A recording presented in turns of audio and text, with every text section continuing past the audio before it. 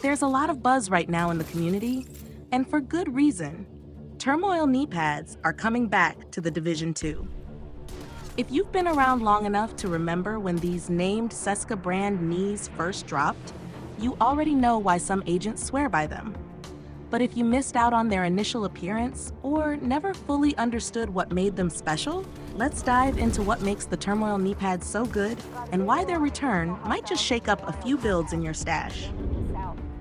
On the surface, the Turmoil Kneepads don't scream meta-breaking gear.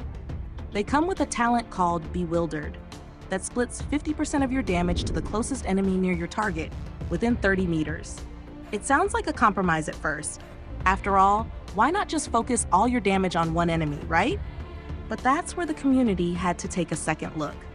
Because when you actually put them into play, especially on high damage or one-shot builds, you quickly realize this is one of those rare talents that starts doing more than you'd expect.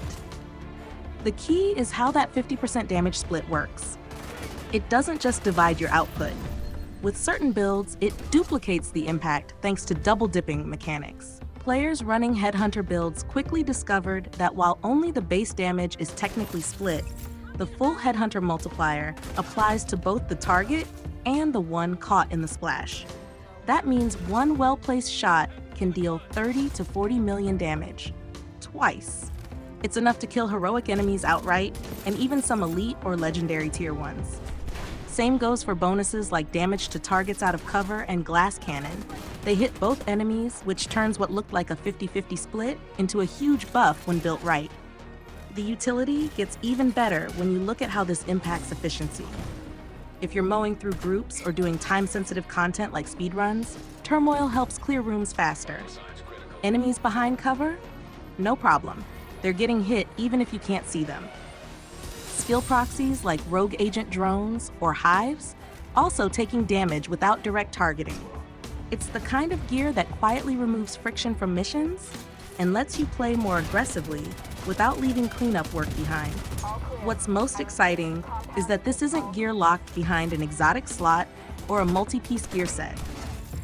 It's a standalone named item that can slot cleanly into dozens of viable builds.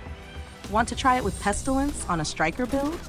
You'll be amazed at how fast the Pestilence debuff stacks across the battlefield.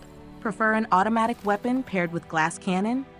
You'll find yourself downing multiple enemies at once without even switching targets.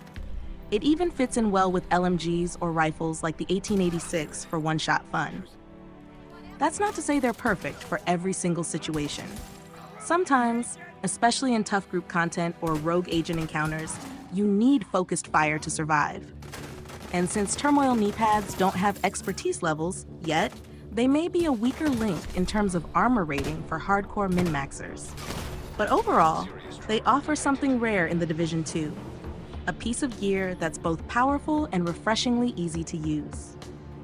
With no exact return date confirmed yet, all we know is that the developers have acknowledged their comeback alongside the Lexington assault rifle during the recent developer stream focused on the Brooklyn DLC. So if you missed them the first time, now's your chance to get ready. They might be coming back to your build permanently. So how do you plan on using the Turmoil Kneepads once they drop? Are you cooking up a fresh one-shot build or looking to add some AoE damage to your striker or LMG setup? Drop your thoughts in the comments below. I'd love to hear your take on how you plan to work them into your gameplay. Don't forget to like the video, subscribe to ManaWar Gaming for more Division 2 breakdowns, and stay sharp out there, agents.